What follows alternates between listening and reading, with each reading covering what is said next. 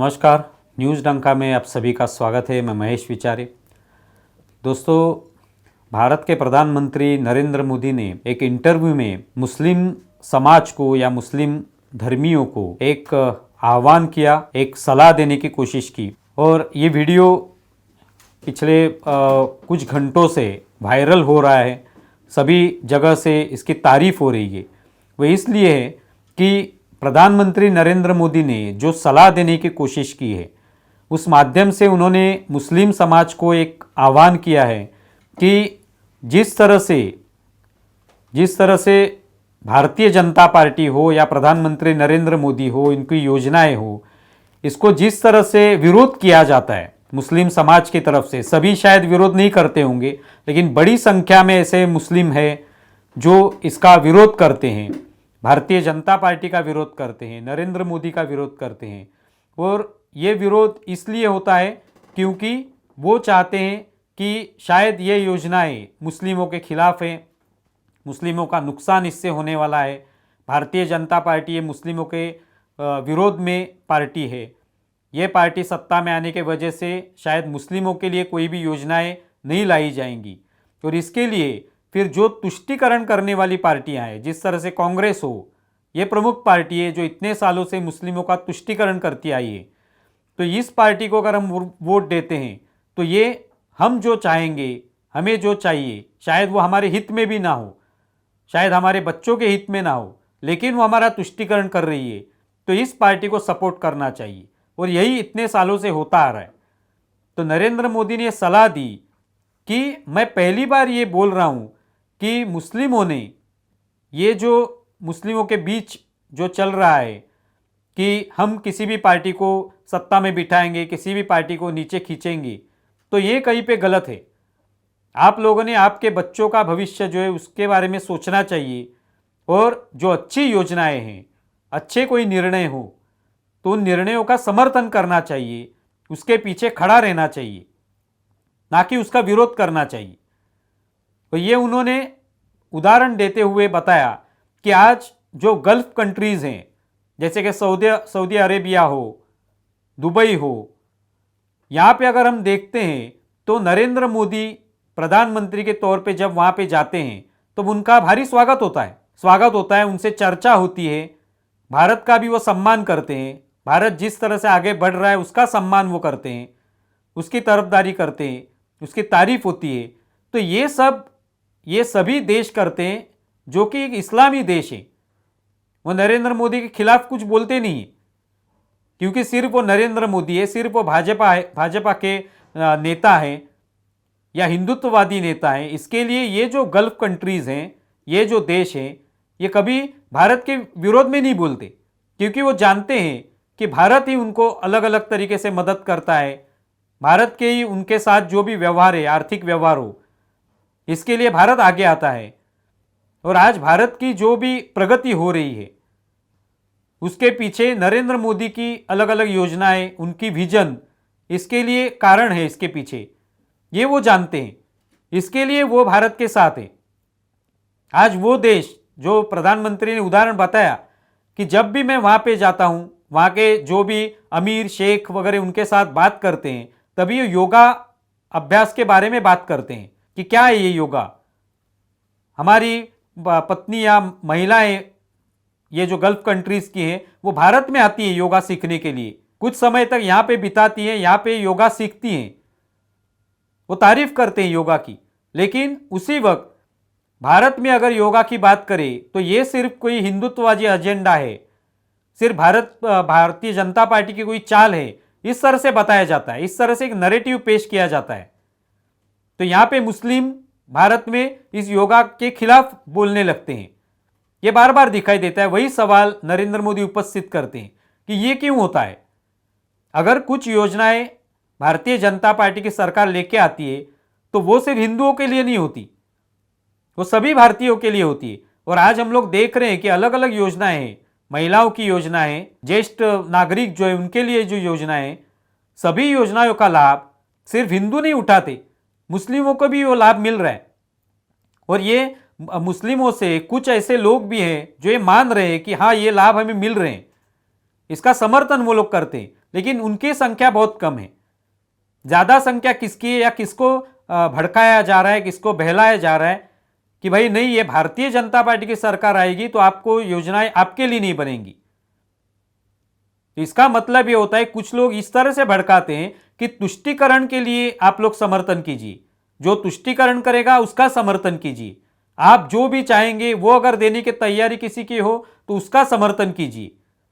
लेकिन इसके वजह से मुस्लिमों का जो नुकसान होता है वो कोई नहीं बताता, वो कोई नहीं बताना चाहता। वही नरेंद्र मोदी ने सवाल उपस्थित किया है कि आपको आपके बच्चों का जो भविष्य है उसकी चिंता करनी चाहिए और इसके लिए आपको आत्ममंथन करना होगा, यानी खुद ही के साथ सोचना होगा, विचार करना होगा कि क्या हम लोग जो भी निर्णय कर रहे हैं किसी पार्टी के खिलाफ, एक पार्टी के खिलाफ ही हम लोग सिर्फ बोल रहे हैं, किसी नेता के खिलाफ बोल रहे हैं, क्या इससे हमारा फायदा हो रहा है?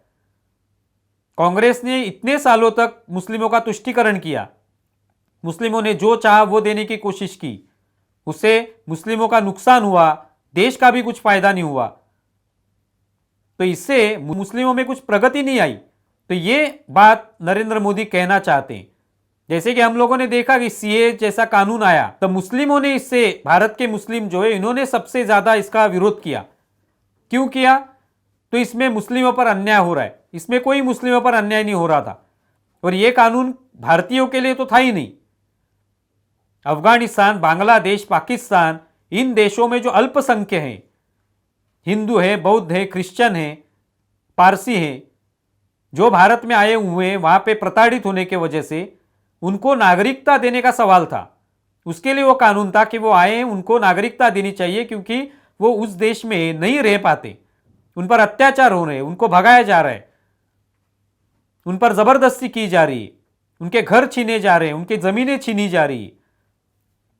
तो उनको अगर न्याय देना है तो भारत ही उनको न्याय दे सकता है, क्योंकि ये सभी देश, पाकिस्तान, बांग्लादेश, अफगानिस्तान, ये सभी इस्लामी देश है। वहां पे इन अल्पसंख्यकों के न्याय के लिए कोई जगह नहीं है, इसलिए भारत ने यह निर्णय लिया। तो इसमें भारत के मुसलमानों पर कोई अन्याय होने वाला नहीं था, लेकिन ये किसी ने नैरेटिव सेट कर दिया, नैरेटिव बनाया कि देखो मुस्लिमों पर अन्याय हो रहा है। फिर शाहीन बाग जैसी घटनाएं घटी, आंदोलन हुए, क्या फायदा हुआ उससे? मुस्लिमों का कोई फायदा नहीं हुआ। कानून तो बना ही है। जब समान नागरिक कानून की बात होती है तब भी भारत के मुस्लिम उसको विरोध करते हैं कि यह कानून हमें नहीं चाहिए, हम हमारे धर्म का जो कानून है उससे हमारे देश में वो चलना चाहिए। तो समान नागरिक कानून जो है वो सभी लोगों के लिए, हिंदू और मुस्लिमों के लिए नहीं, देश में जितने भी जाति धर्म के लोग रहेंगे सभी के लिए एक ही कानून रहेगा, एक ही कानून के तहत उनको जीना होगा। सजा होगी तो सभी को एक जैसी सजा होगी, सहूलियत या सुविधाएं मिलेंगी तो सभी को एक जैसी मिलेंगी। तो इसमें गलत क्या है, यह बताने की कोशिश करनी चाहिए थी, लेकिन की नहीं गई। सिर्फ इसके बारे में भारतीय जनता पार्टी ने कहा या उनके नेताओं ने कहा, तो कहीं पे ये एक डर दिखाया गया कि नहीं, ये कोई चाल है मुस्लिमों को फंसाने की, और इस वजह से मुस्लिमों का नुकसान हुआ। आज हम लोग देखते हैं कि हर जगह पे जो भी योजनाएं आती है, चाहे वो गैस की योजना हो, जल की योजना हो, जनधन खाते की योजना हो, इन सभी योजनाओं में क्या सिर्फ हिंदुओं को लाभ मिला है? तो नहीं, ये मुस्लिमों को भी लाभ मिला है, लेकिन इनको ये बताने की कोशिश कोई नहीं करता। नरेंद्र मोदी वही कहते हैं कि जो पढ़े लिखे मुस्लिम हैं, मुस्लिम समाज में, इन्होंने ये बात बतानी चाहिए, इन्होंने इनका मार्गदर्शन करना चाहिए। लेकिन दुर्दैव की और दुख की बात यह है कि इसमें से ही जो खुद को साहित्यिक बताते हैं, लेखक बताते हैं, विचारवंत बताते हैं, कवि बताते हैं, अलग अलग क्षेत्रों में उनका नाम है, अपने टैलेंट के जोर पर उन्होंने एक नाम कमाया है, लेकिन वो बताने नहीं चाहते मुस्लिमों को कि भाई सही क्या है, गलत क्या है। वो अगर बता दे कि नहीं भाई, सीए कानून से आपका कोई नुकसान होने वाला नहीं, तो शायद वो डरते हैं कि ये सभी मुस्लिम समाज हमारे खिलाफ जाएगा और हम कहीं ना कहीं भाजपा का समर्थन कर रहे हैं, इसे बताया जाएगा। इस डर के वजह से ये परिवर्तनवादी या विचार करने वाले जो मुस्लिम हैं, तो इसके बारे में बोलना नहीं चाहते, वो चुप बैठते हैं, और जब मौका मिले तब वो भारतीय जनता पार्टी की निंदा करते हैं, उनकी आलोचना करना चाहते हैं, और उससे इन सभी मुस्लिम वर्ग की एक तरीके से तारीफ चाहते हैं उनकी तरफ से। तो ये बात नरेंद्र मोदी ने कही है कि ये बदलाव मुस्लिम समाज में आना चाहिए, अगर नहीं आएगा तो उससे नुकसान उनका होने वाला है। शायद इसमें से मुस्लिम समाज के कुछ लोग ये बताना चाहेंगे कि ये देखिए ये राजनीति का सब खेल चल रहा है, नरेंद्र मोदी ये राजनीति के लिए बोल रहे हैं। भले ही राजनीति के लिए आप सोच सकते हैं, लेकिन इससे क्या हमारा फायदा होने वाला है? 3 तलाक का कानून आया, क्या इससे मुस्लिम समाज का फायदा हुआ? तो बहुत सारे महिलाओं ने इसका समर्थन किया, इसका स्वागत किया कि उन पर अन्याय हो रहा था। जो अन्याय आज 3 तलाक के कानून से ये अन्याय दूर हो रहा है, लेकिन उनको बताया नहीं गया ठीक से। और ज्यादातर ये जो आज इंडिया अलायंस में जो पार्टी है, अलग अलग पार्टियां हैं, इनका यही काम था कि मुस्लिमों को कहीं ना कहीं यह बताया जाए कि आपका नुकसान भारतीय जनता पार्टी के सरकार के वजह से होगा, इन निर्णयों के वजह से आपका नुकसान होगा। उल्टा आप हमें वोट दे ताकि हम आपका तुष्टीकरण करते रहें, मुस्लिमों के आरक्षण को हम समर्थन देंगे। ये बात तो अभी वो कह रहे हैं कि मुस्लिमों के आरक्षण को हमारा समर्थन है। तो हमारे देश में कहीं पे भी किसी भी धर्म के ऊपर आरक्षण नहीं दिया जा सकता, लेकिन कांग्रेस ये कहती है क्योंकि वो तुष्टीकरण करके वोट बटोरना चाहती है।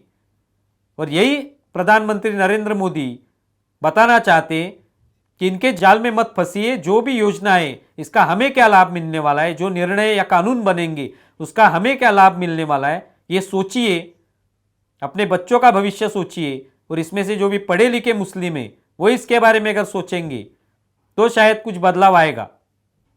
तो देखते हैं आने वाले समय में क्या होता है। या सिर्फ प्रधानमंत्री तो बोले लेकिन मुस्लिम समाज में ये बदलाव नहीं आएगा, कोई आगे आकर इसके बारे में नहीं बोलेगा, तो आगे आने वाले समय में कुछ बदलाव आना बहुत ही मुश्किल है। आप इसके बारे में क्या सोचते हैं ज़रूर बताएं। हमारा वीडियो ज़्यादा से ज़्यादा शेयर करें और हमारे YouTube चैनल सब्सक्राइब करें। धन्यवाद।